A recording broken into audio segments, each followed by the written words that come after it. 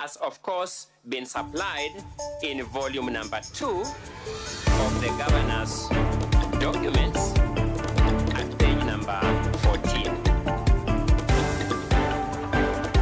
Another matter that the governor wants you to apply the same Welcome mind back and thank on, you for staying with us. that is matters that are actively pending for in the court, People's Court. And just to introduce my is guest, what I referred Victor to earlier Agola, as a count policy number expert, 1, as well as paragraph Steve 4 Ogutu, on the governance alleged expert, illegal gentlemen who are dismissal already of here in Dr. studio Ntoiti, for us to be able to Paul discuss Mwaki, matters governance Kenneth in the Mbai, counties as we continue to Joseph follow up events Kithure in the Mberia. Senate of the Republic. Right In now, addition it to is the the turn fact that this is a for matter the that this Senate council, has for already the governor applied its to own make their mind closing remarks, upon and they have 60 and minutes, made which a must have decision started about on, 15 minutes ago. it is not Right now, I in want us to dispute cross over that and this matter listen has to been the and council for the continues governor, to led be by in Elisha active Ongoya, litigation who are making in the our closing court. remarks. Let's take This a matter listen. went into court as is now pending an Employment appeal. and Labor Relations Evidence Petition of the number 1 pendency of of that appeal 2022 process is at volume now number pending 7, an at appeal. page number 71, Evidence of the volume pendency of that appeal 1B process of is at the volume governor's number 7 documents. At page number 71. Again, volume distinguished 1B senators,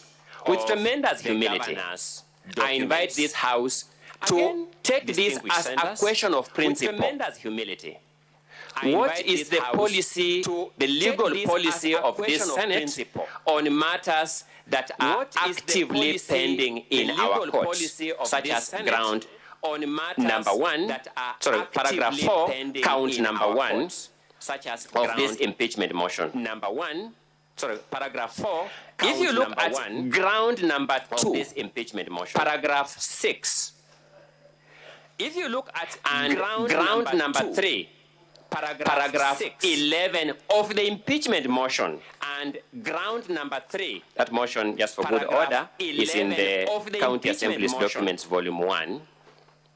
that motion, This just is for the good matter order, is in relating to the County Assembly's alleged, documents, volume or the 1. case of murder of one This Daniel is the Mudiani, matter relating alias to the Sniper, alleged and contributions the towards case his of family, murder of one and the Daniel role, Mudiani, connection, or alias status of Sniper, Kiambe and Crispius contributions towards his Manyara, family, an accused and the person role, in that connection, or murder. status of Kiambe Crispius The County Assembly, Manyara, an accused at person volume in that number matter. 2 of its The County documents, Assembly, at page at 429, of has its supplied documents this House at page with the charge sheet 429 for that murder supplied case. this House Distinguished with senators, the charge sheet I beseech you to for again that murder case. make a principled decision Distinguished senators, in a matter such beseech as you this, to where the County again Assembly, by make its a own principled documents, decision. admits that it's a in matter a matter such pending as this, where the active County trial Assembly, by its in own our murder documents, court, admits our that High it's a Court. matter What pending is the active policy trial of this Senate in our murder towards matters court, such as our those? High Court? I What is the submit that this is a matter of policy this principle, Senate because this should be able to towards guide matters such as future those? impeachments, I so that we don't have to submit that this is revisit a these matter of questions of principle, principle. because this should be People able to can be guide guided by the future decision impeachments, of this so that we Senate don't have to once and revisit for all. these questions of principle. People can Finally, be guided by the decision The of the impeachment Senate process once and for all. itself, in its entirety, Finally, I wish the to refer you impeachment to process volume number itself, 2 in its of the entirety, governor's document, I wish to refer at you pages to volume number 28 2 of to the 32. governor's document at pages 28 to 32. At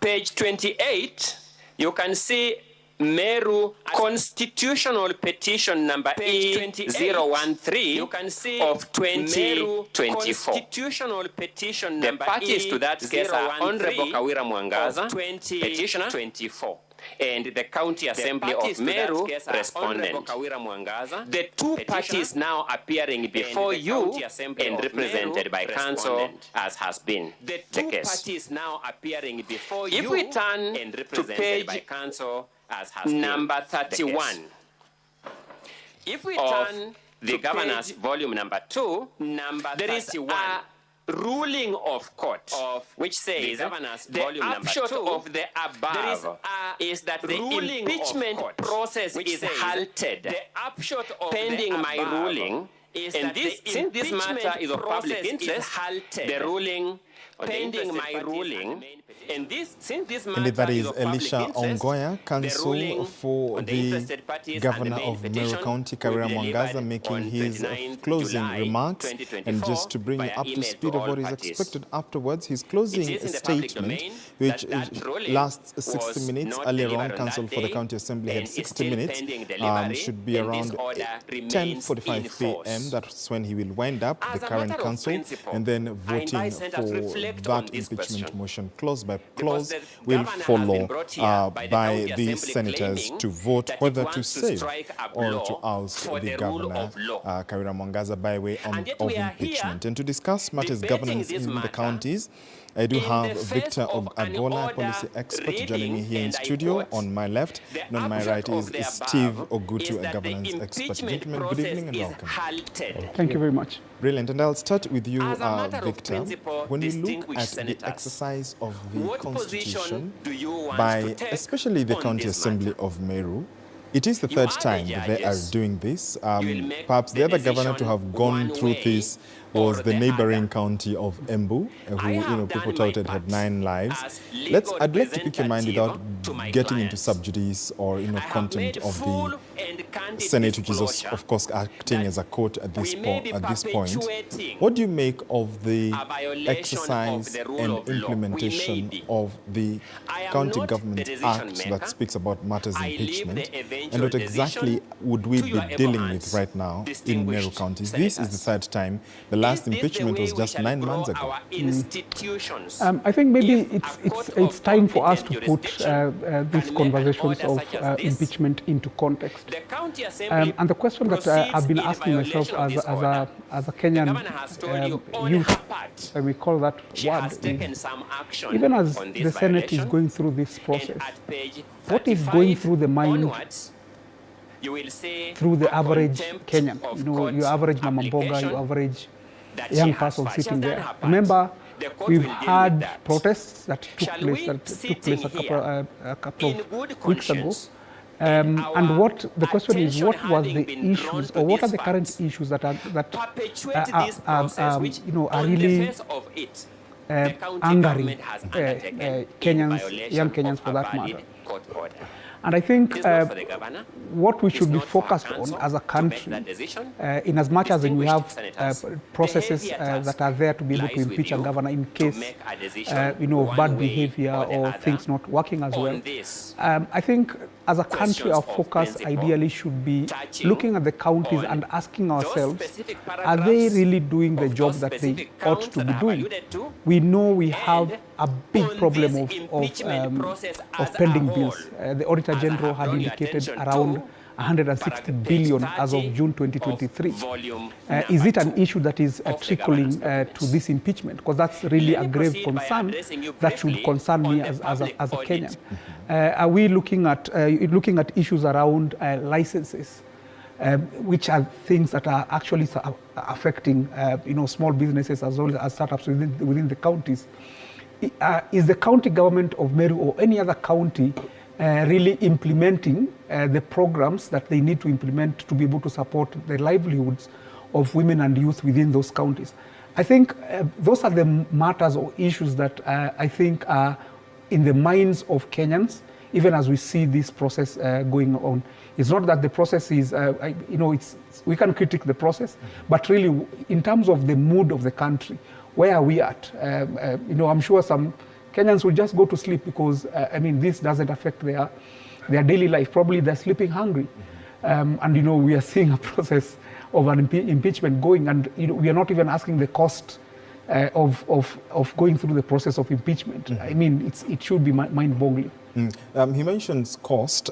Steve, I wonder, you've heard that, one of the witnesses, really, the MCA for Mitongo Ward, Evans Karia, said Kenyans, they have embezzled about more than 35 million shillings in previous motions to impeach the governor in sittings connected to her removal. When you look at this governor, or this case, she has been, she was an independent candidate. Do you think that perhaps this could be a precipice for the misunderstanding misunderstanding going and on. It's not that the lack process of is, alignment, political alignment by a candidate? And what kind of precedents does this set, especially for those who wish to vie for governorship, gubernatorial positions in the future? Which are things that are actually affecting small businesses as well as startups. I think we all agree that governance, is the county government of Meru or any other county really implementing the programs that they need to implement to be able to support a country's development of women and youth within those counties? I think we also agree that those are the issue matters on governance that Governor Kawira is currently facing is not just a Kawira thing. We also know that there are counties whose governors have been involved in matters corruption, and you saw it from the recent report released by the Auditor General. And therefore, I think for me, what I would like to see is objectivity in terms of how this process is undertaken. We need to see some of these allegations that are being brought forward by the county assembly and the other quarters really being investigated by the relevant authorities and really more evidence tabled and look at look at them objectively, and if she is found guilty, then she faces the consequences as stipulated in the Constitution. Mm-hmm. Yeah.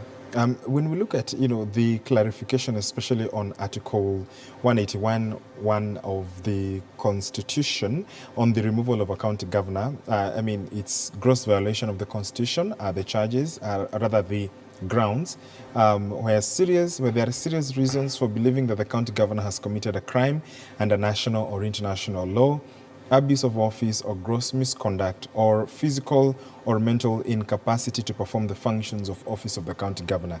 In the context that we've seen on the matters that have risen before the Senate in the past, they have mostly looked at gross violation of the Constitution and other laws, abuse of office, gross misconduct. Of course, there's not been any case of physical or mental incapacity or crime under national or international law. There could have been in the past about national or international law. Do you think that the county assemblies, understand in what has been argued as the crinkam crankum of the merits of impeachment? Do the representatives that Kenyans elected understand what it means to violate these, provisions in the Constitution? I think even as we are looking at impeachment, I think you also need to look at the broader context in terms of culture. Currently, if you look at the economic infrastructure of Kenya, it's very difficult for you to make money in private sector. And that's why you always see a clamor for people to go to seek office.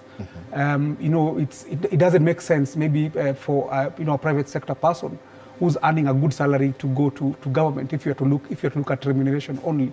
So it means that a lot of us Kenyans who vie for offices are really looking for ways to make money. And I think this also drives your members of county assembly in terms of just looking at opportunities, and you see opportunities lie within county governments. There's a big budget. Each county has its own budget. They are a part of the process of approving this budget. So sometimes what we've seen in terms of precedents is whenever a governor doesn't play ball in terms of being able to either allocate resources towards a member of county assembly in terms of either contract or in terms of sitting allowance, ETCs, then you see a clamor to, regardless of the threshold of impeachment. So I think there are other interests that are driving this. It could be economic, it could be a bias, it could be maybe, for instance, in this situation, the governor is not aligned politically. But I don't think it's purely on merit, and that's why you've seen it was quashed and now it has come back. And I think those other factors are what are coming into play. But I think what is important for us as Kenyans is focusing on what is priority to Kenyans. We have a high poverty rate of 30% over. We have a high unemployment rate. We have 1 million young Kenyans who are entering the labor market and there is no economic opportunity. They're looking at county governments and as well as national government to be able to create the environment for them to be able to do business, create a policy that allows for them to be able to make a living for themselves. So it's angering when you hear the amount of money that goes towards such processes, which if they have merit, then it's fine. But if it's being driven by other factors which are not within the threshold of impeachment, then of course, as Kenyans, I think, me representing Kenyans, I think to some degree we are angry. Mm-hmm. I think it's, I just want to add on to what he said. Yes. And it's a really expensive affair, the entire process like you've referenced. And I think there's also been precedents in terms of governors who faced political witch hunt by their MCAs. Governor like Kibwana, you remember, I think it was in his first term. Mm-hmm. And it was very bad, to a point where the then President Kenyatta had to intervene. But he stood by what he believed in. He said, he told the MCAs many times that, I'm not going to give any brown envelope, for you to pass this budget or these policies. And he really talked to the people and the citizens of Makueni County, and they bought into his idea, and they really owned up his manifesto and the things he was pushing, and so the people were really on his side. And I think, like I said, I think it's really important that leaders demonstrate high level of integrity and stand by what is right. And in this entire investigation process, let it be objective. Let's not see these political witch hunts and these undertones, because then it makes the entire process very expensive for the taxpayer. Steve, when you mention integrity, there is the 35 million that has been mentioned by the County Assembly, right, a witness, an MCA at that. And then there is the monies we've had that has been shared in corridors of the National Assembly to be able to pass bills, even recent allegations into the Finance Bill 2024. Looking at that, is Chapter 6 an elusive dream? I think that is, excuse me, that is a challenge that we are experiencing as a country. Yes. And sometimes you ask yourself, do you blame the citizens who vote these leaders, mm-hmm, or do we blame these leaders? And I think if we were to just vote people based on Chapter 6 on leadership and integrity, then we would really avoid some of these unnecessary issues that we are really finding ourselves being immersed into as citizens. I think, but we also have to really call out institutions like the EACC and these other bodies that are charged with the responsibility of ensuring that leaders who don't abide by some of these constitutional provisions, are held to account. They are investigated. If they are found guilty, let them be charged. I think the fact that we don't punish or we don't penalize bad governance is the reason why we have a lot of these issues happening. It becomes glorified and it goes on and on and on. And the person who ends up suffering is the Wanjiko. And the Wanjiko is the one who 67% of Kenyans voted yes to this constitution, and the key core of it was devolution. Yeah. Do you think as a country 14 years on, we will mark 14 years of the constitution on Tuesday next week? Do you think we really understand this document that we give ourselves as a country? I think yes and no. I think on one hand, and I think Gen Z has given us a guidance, mm-hmm, in terms of raising the bar of accountability in instances where institutions that are meant to be able to bring checks and balance don't work.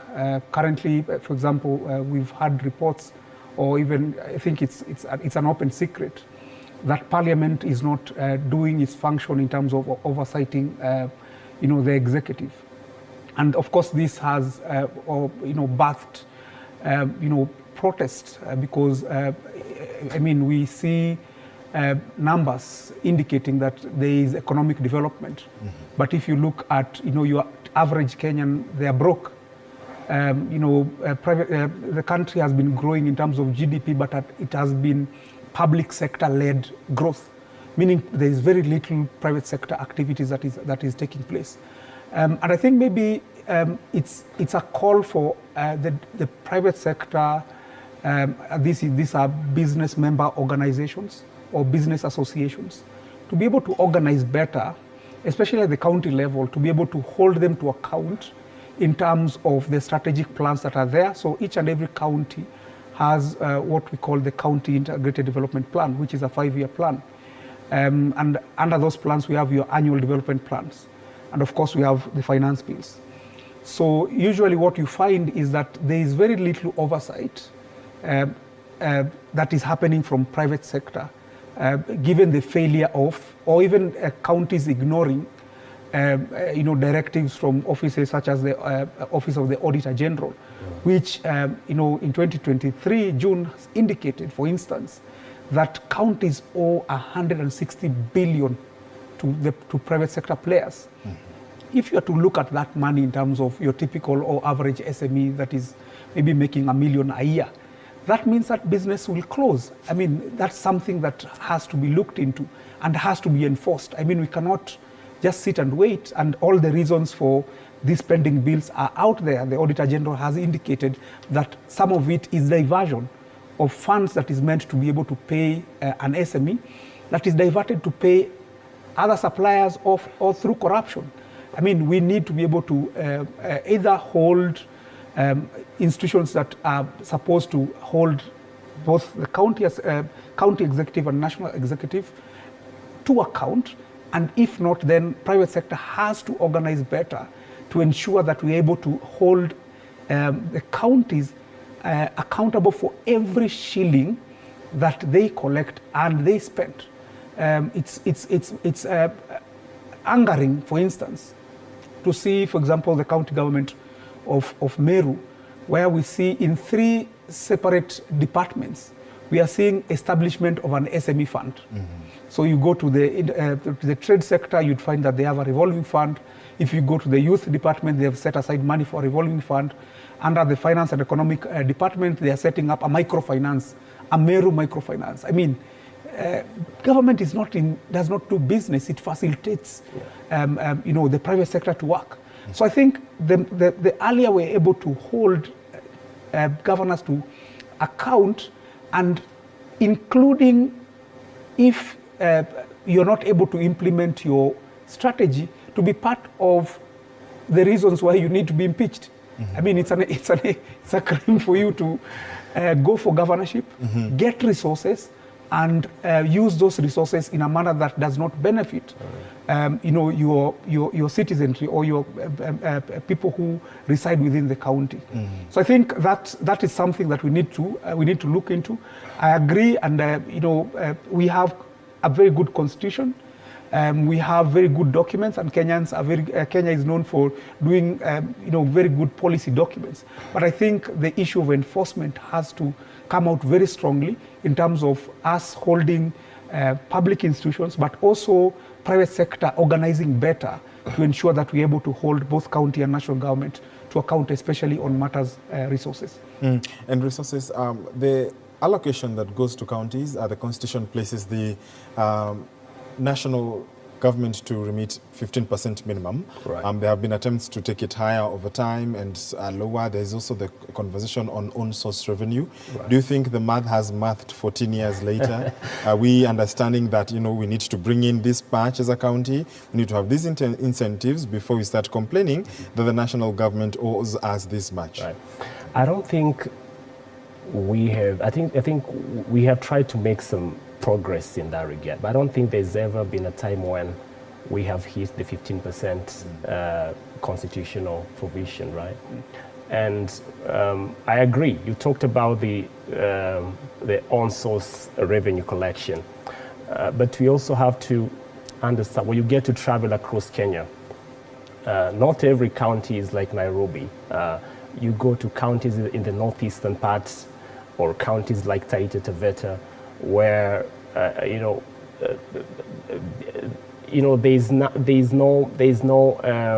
there's no any meaningful economic activities happening within communities, because of the unique challenges they face, as counties in the Asal region.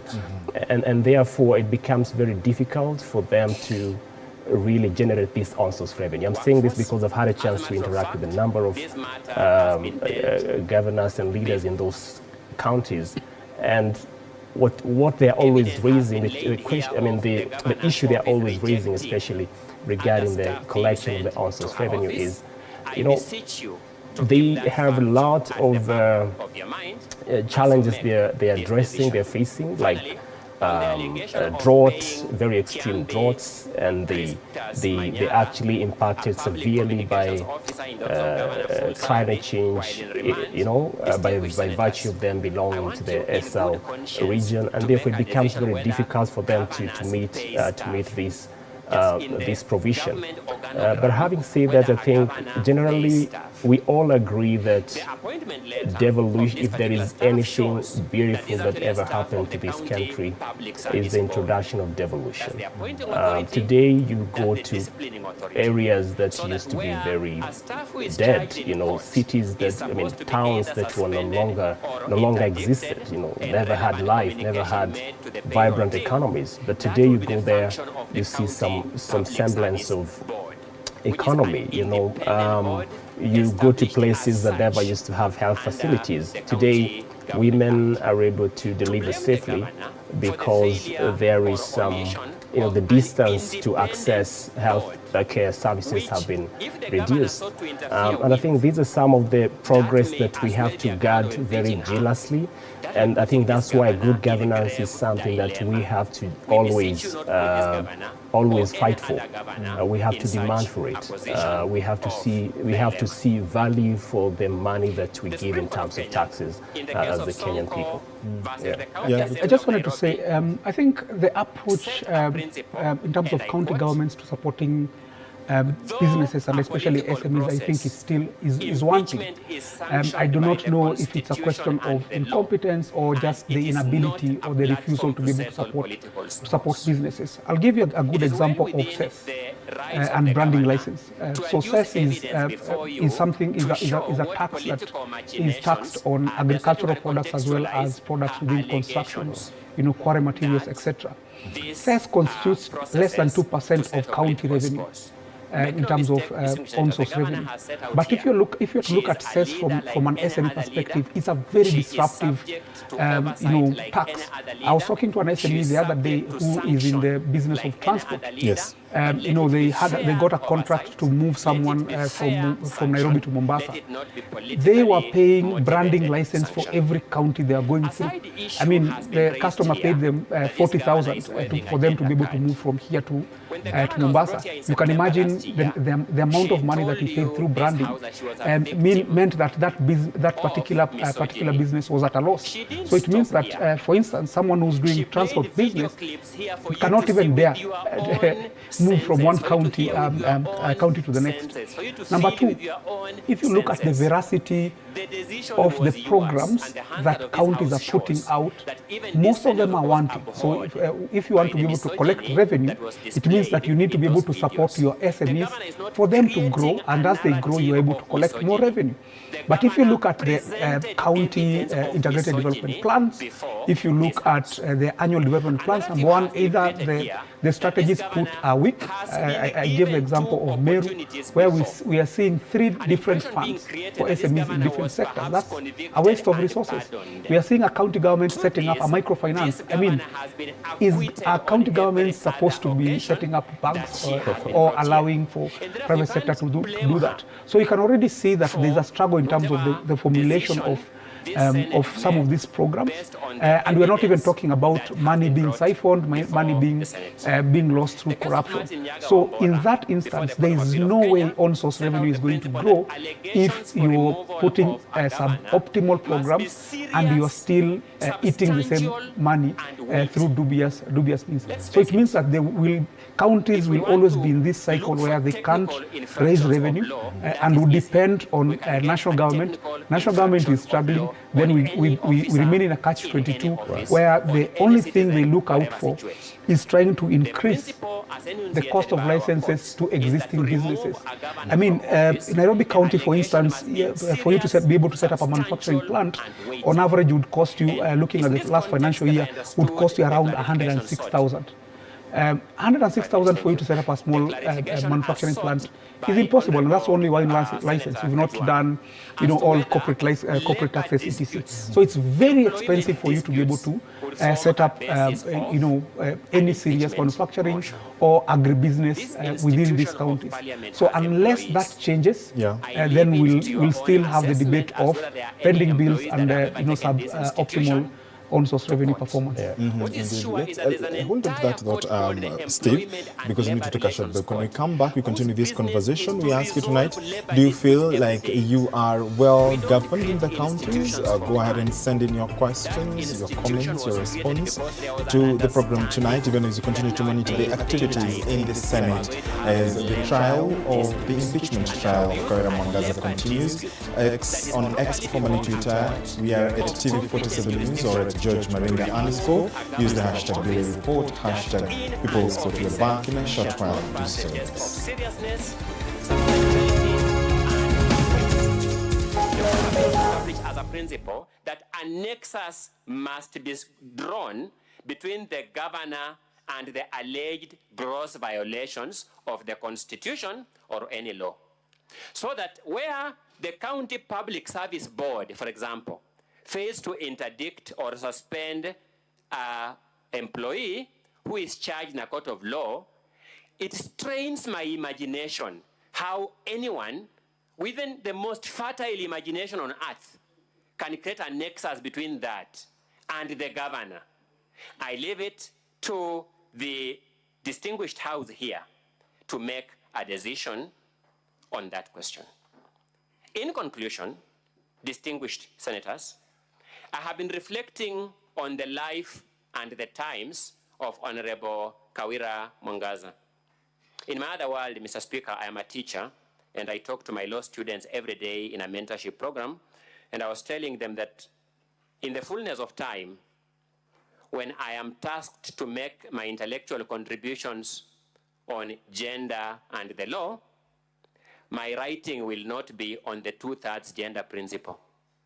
My writing will be on the struggle to sustain a woman governor in Meru County. It is difficult for me to imagine of any public official in this country who has been subjected to the trials and... This governor who stands here, I look at her and see either my elder sister or my mother. I can't imagine of a lesson in resilience than that is embodied in this woman who sits here before you as governor. I beseech you to have the weight of this submission in your conscience as you grapple with the principal issues, the evidentiary issues, and the factual issues that I have raised this evening. I beseech you to acquit this governor on each of the 3 counts. I rest the governor's final submissions. Thank you, Council. Now, honorable senators, ladies and gentlemen, we will now, pursuant to Rules 27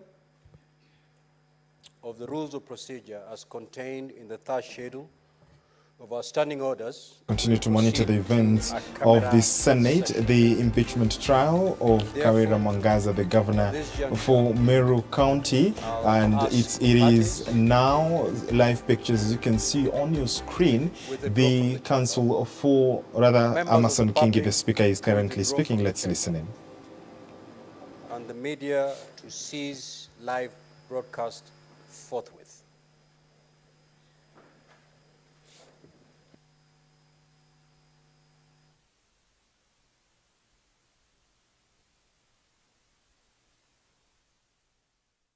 Indeed, what we just saw there is Amason Kingi, the Senate Speaker, just taking a short break before the senators come in to vote on the motion, the impeachment motion of Meru Governor Kawira Mwangaza. And tonight in studio, we discuss governance in the counties. My guest, still Victor Agola, a policy expert, as well as Steve Ogutu, a governance expert. Gentlemen, thank you so much for staying with us. Before we went to the break, Steve, I wanted to say something, but even as you come back, do you think that then there is an understanding or the implementation of this county governments and devolution and matters devolution as a whole, it still feels as if national government was taken to counties, so that then if we want to have a meeting, we will go to Mombasa, that we get per diem that is, above rates, out of our headquarters. We will go benchmark. Remember the first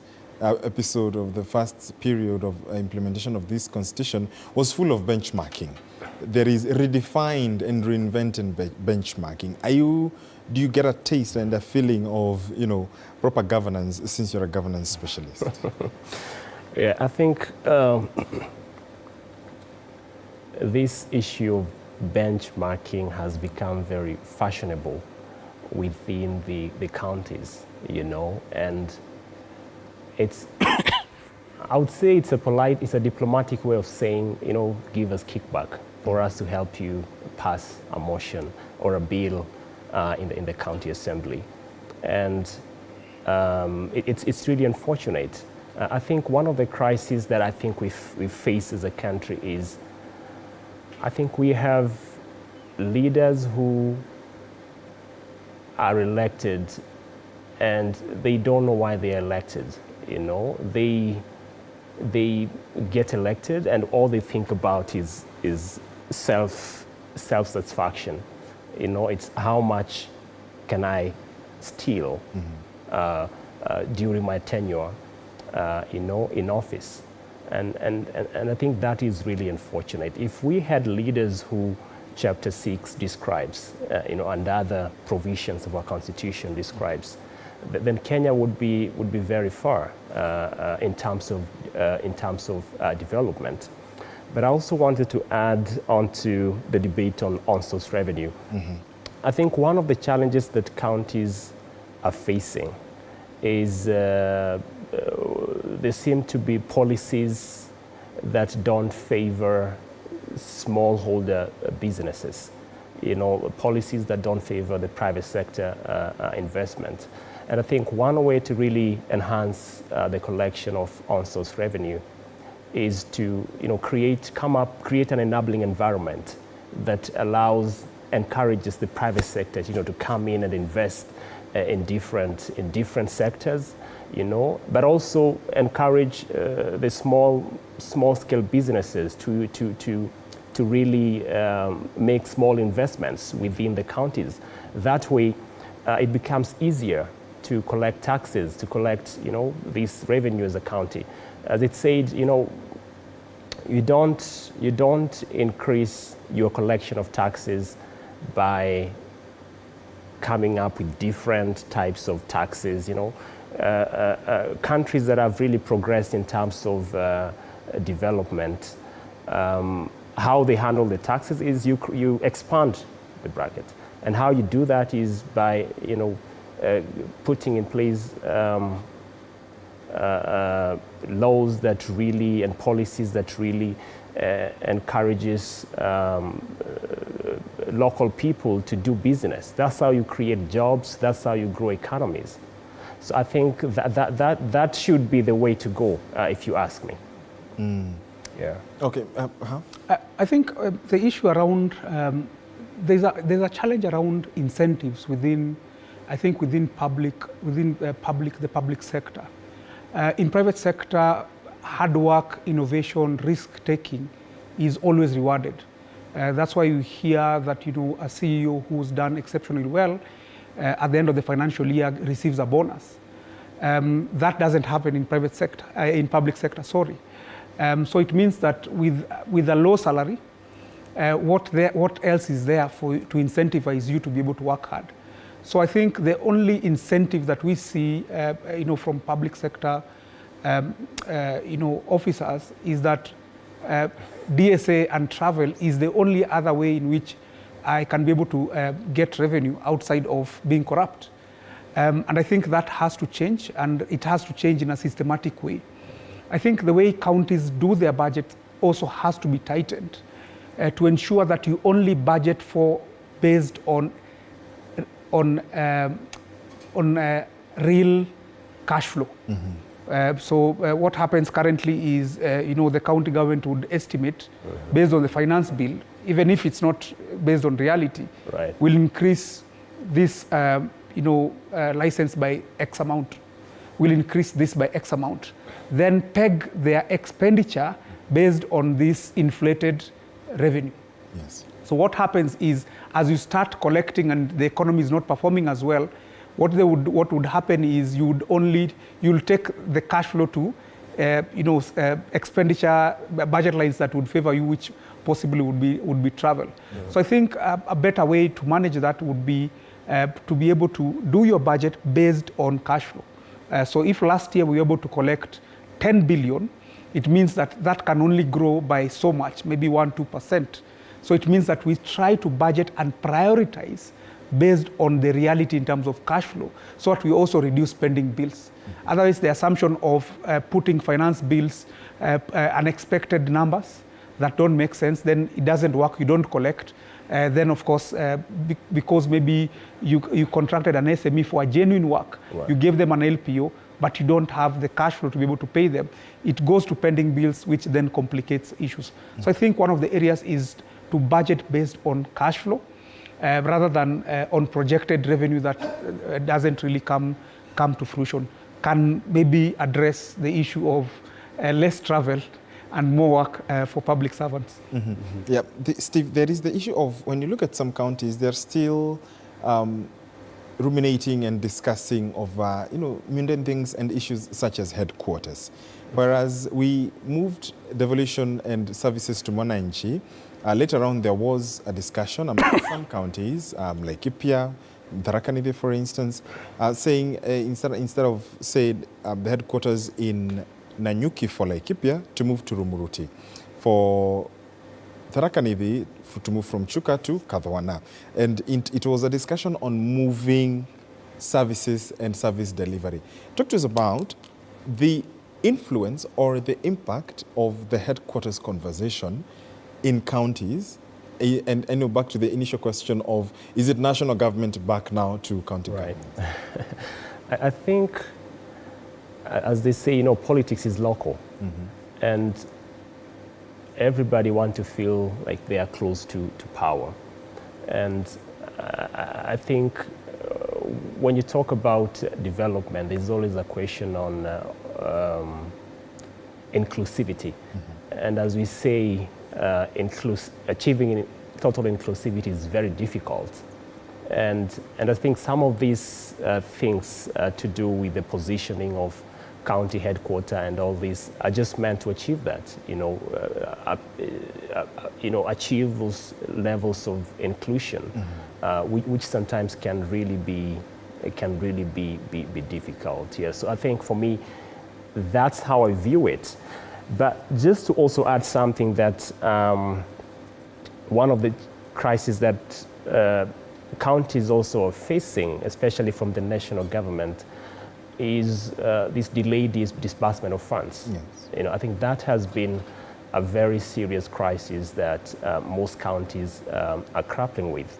And I think I'd like to really urge the national government, I mean, if we are truly committed to implementing this constitution to the letter, like the president keeps saying, I think we need to see him really acting that. Don't delay funds to counties, because when you do that, it means services are curtailed. It becomes difficult to have medical supplies in hospitals at the county level. It becomes difficult to pay county employees, and when you're not paid, you just become demotivated to work, or you think about other ways to get money, corrupt deals within the county systems. So I think that is a challenge that I think the national government has to address as a matter of urgency. I think when the UDA government, Kenya Kwanza government, came to power, they were very keen on this. The president said, we are going to tackle this challenge of delayed disbursement of funds to counties. And I think the first few months he really tried to live up to his promises. But I think as things went by, that seemed to be changing, yeah. Yeah, Victor, when you look at even to address that, we've seen governors aligning themselves to the national executive and saying it is to improve and increase access of funds and development to counties. Whereas there is, the issue of disbursement. Why is it that the Council of Governors, the governors, make it look like a wuye situation when asking for these funds, whereas it is an entitlement? Yes. I mean, at the end of the month, say for you, for instance, you're supposed to receive a salary. You're supposed to receive that. I mean, your employer knows it. Why does it then start looking like a dancing musical chairs to be able to be like, okay, so we do this, you give us this, we are lacking this. I mean, why isn't it very abrupt? And that's what is causing all this delay in development in the counties. I think that's symptomatic of how rotten our political system is. Because again, if you look at the way government is structured, you have your different arms of government. You have your judiciary, you have your parliament, you have your executive. And even from constitutional perspective, we have your national government, you have your county governments. Mm-hmm.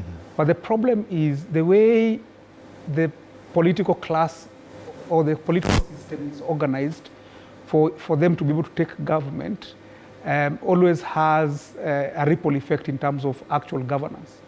This has played out in parliament. We've seen sentiments being said that parliament has been captured. Why? Is because the sponsors or the person who supported them in terms of capturing some seats, mm-hmm. Sits in the executive.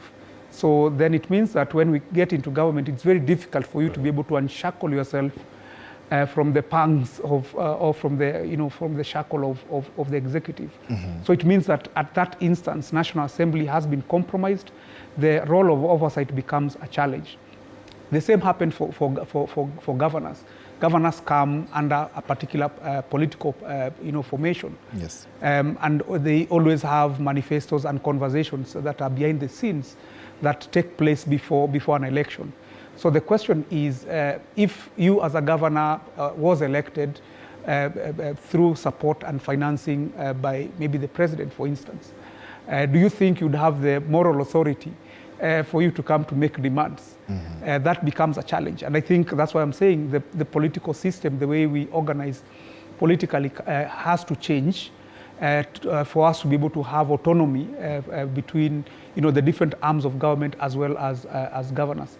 Otherwise, it's very difficult for COG to come make demands. Maybe probably they can have bilateral conversations wanasemanga nyuma ya tent for you to be able to plead for this. Right. But I think the delayed payments from national government is one of the challenges, but it's not the only one. Yeah. I mean, if you look at the Auditor General report, has given other reasons, diversion of funds as a challenge within counties, failure to align procurement, plans with cash flow, failure to, adopt prior year pending bills. So what happens is, you make expenditures, you make suppliers do business with you as a county government, but once that financial year ends, you completely disregard that those suppliers. There are instances where, IFMIS is closed to just ensure that there's no procurement happening.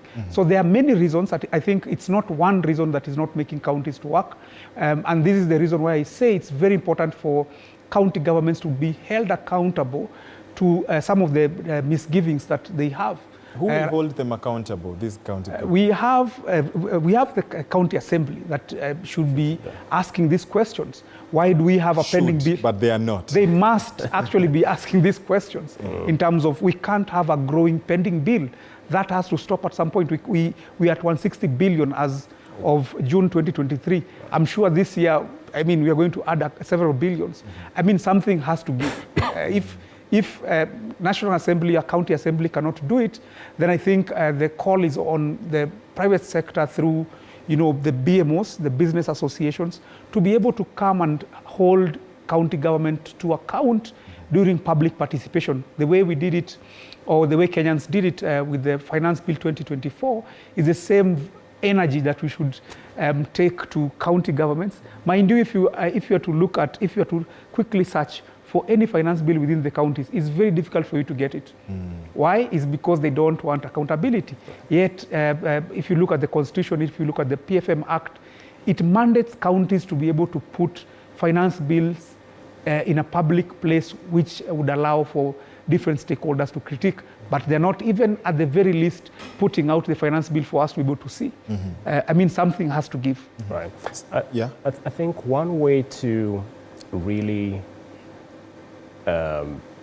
drive the accountability agenda within the counties would be to really embrace this model on participatory budget making processes, where citizens are involved from the design phase, the implementation and the evaluation, the end-to-end of budget making. And they are able to give their say, and they are able to really hold the counties to account based on the different budget lines that they do put in place. For example, if a county says that we are going to construct a market, for example, and you have citizens, holding the government to account. Like, hey, you said when we were starting this financial year, that you were going to establish this market, but we are 2 months to the end of the year. Where did these funds go to?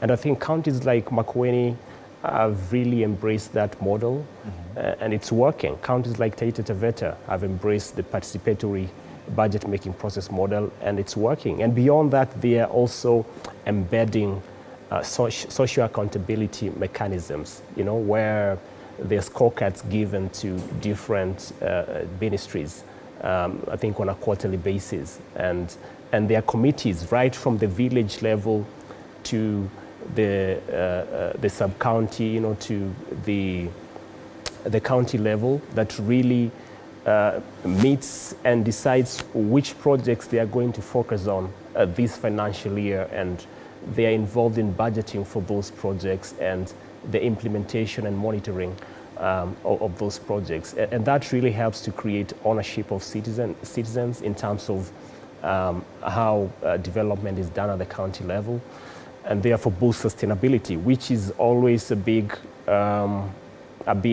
crisis when it comes to development projects. A question to you, gentlemen, and I'll start with you, Steve. Is it that leadership, especially in the African context, in the Kenyan context, is so lucrative so that then when you get that position, say, of MCA or MP, because we have given you a grant of 10 million, we've given you access to loans at a low price, at a low interest rate, you then find that due to the comfort there is, then those we elect, or those who find themselves in these positions, find themselves circumstantially in an ivory tower. So then they would not understand really what is it you mean when you say there needs to be a hospital, when we are giving you as an MP insurance of this much. Do we need to relook into that? Because when you compare ourselves to countries that we keep saying, Malaysia and Singapore, these are countries that even the salary is pegged on the growth of the economy of the country. So, like for instance, the president's salary of the in Singapore is to peg the president's monthly salary to the monthly salary of the prime minister for his annual package, to comprise only a monthly salary and a fixed 13th month bonus and the annual variable component. So you see, these are figures that are determined by how the country is performing. Whereas here, however the country performs, you get your 10 million, you get your 10 million. I mean, can you talk about the amendment and the revision of certain enablers of lackluster way of administration? And I'll start with you, Steve. Right. I think I'd referenced this earlier on. The challenge that I think we seem to have as a country is we have leaders who, I'm not saying all leaders, but we have some leaders, and it appears it's the majority of leaders who access these positions to self-enrich themselves, to just self-enrich, and not serve the Kenyan people who really vote them in. And I think that is very sad. And I think there have been debates on how then do we ensure that we get the right people to these positions. And there have been proposals like maybe decentivizing these positions. In other words, removing some of these lucrative opportunities, like car grants and stuff like this, so that when you are elected, you're elected to serve the Kenyan people and not to go and benefit from these packages, these benefits that these MPs and governors and all these leaders get when they are elected. I think that would really, in my opinion, alongside other factors, help to really help us get the right people to the offices. Yeah. What about you? I think one of the things that has to change, like I said, is the way we do politics and the way we do formations, or the way we get into leadership positions. If you look at an election period, you would hear a leader saying that for them to be able to win an election or to get a particular position, they have to invest a certain amount of money, number one, in terms of just getting through the primaries within the party. So it would cost you money. You hear people taking mortgages or selling their houses, selling their cars, selling land for them to get nominated or to get the party ticket within the party. There are other costs that are related for them to just get the position. So it is only natural for you as a human being to be able to look for a return on your investment. So I think the way we do politics has to change and has to be curtailed in a systematic way within the Constitution to allow your average person to be able to go to elective position without spending too much money. That's number one. Number two is also, I think as Kenyans, we also need to introspect within ourselves to ask ourselves what kind of culture, what is it that we expect from our leaders? I was fortunate enough to have worked at the county government of Nairobi. Yes. And immediately you get into office, you get calls from Bondo, from Voi. Everyone is happy that you are there because, they see you as a cash cow. And they know your salary. The salary is public knowledge. It's 150,000. It's not. You were in capacity of CC? I was a chief officer. Chief officer, yes. Within the county. So it's public knowledge. It's 150,000. But people are getting you. People are calling you fundraisers. Scholarships. And I'm sitting in the house. I'm like, where do I get this money? So I think, even for us as Kenyans, in terms of what it is that we expect from leadership, has to change, knowing that this leader also has a finite salary or resources. So, the demands that we put to them has to change. Number two, I think, which is very important, is we have to just fight corruption. The incentives for leaders to come or even people to go into government is because they know Yes, there are institutions that, ESCC, DCI, whatever, to fight, to be able to bring checks and balances in terms of prosecuting corruption. But we don't see any case, any high-profile case of someone being hanged or put to death for economic crime. Yes, we can see someone stealing a chicken, they go to committee for 10 years. But even right now, if you look at the current crop of leaders, a majority of them have corruption cases, with cases being dismissed. Some of them are even have murdered. But again, they have a way in which they're able to weave their way through, the criminal justice system. I mean, so at some point, we have to be able to have a very high penalty to economic crimes and especially corruption. Absolutely. That would completely kill off. Yeah. I think if we had just if you combine with your closing remarks as well. I was going to say that I think if we just had one or two governors or members of parliament behind bars or in jail for corruption, I think that would really inject some new culture of good governance in this country. But also, as I conclude in this discourse on the status of devolution in the country, I really want to urge the national government, to really avoid these delays of funding to counties, because it's really impacting not just the counties, but also livelihoods within those counties. Their salaries that are delayed, and in the village, one person, there's so many people who depend on a single employee, and that trickle-down effect, can be avoided. But also to add that this question of pending bills, we also have to address it as a matter of urgency. Yeah. You look at it maybe as it's just one SME, but that SME employs maybe 5, 10, 20 people. And therefore, if you don't pay them, it means they'll shut down. And we've seen a lot of them shutting down. And that not only affects the government agenda of job creation, but also revenue collection. So I think the government just has to do the right thing. Absolutely. Briefly, Victor? So I think the Bible says a good name is better than silver and gold.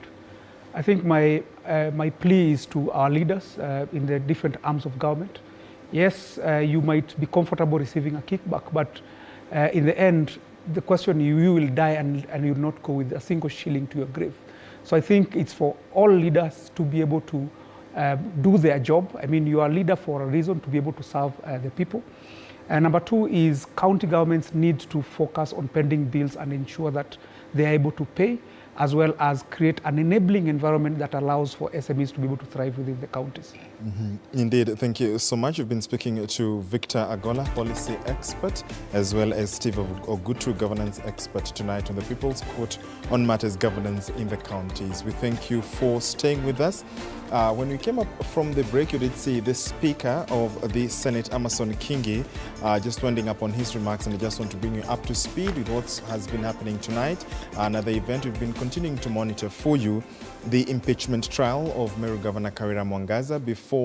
When he came back from the break, the Speaker was on his feet and he said that they were proceeding on a camera session, and that camera session he ordered, according to the standing orders in his words, that parties withdraw from the chambers, as well as members of the public and the media, to cease live broadcast of the proceedings. That camera session, we do not know how long it's going to take, but then they are expected to vote. Senators are expected to vote on the impeachment trial, the motion of impeachment of Governor Kawira Mwangaza tonight. We shall also be bringing you up to speed with that as well. Keep it at TV47.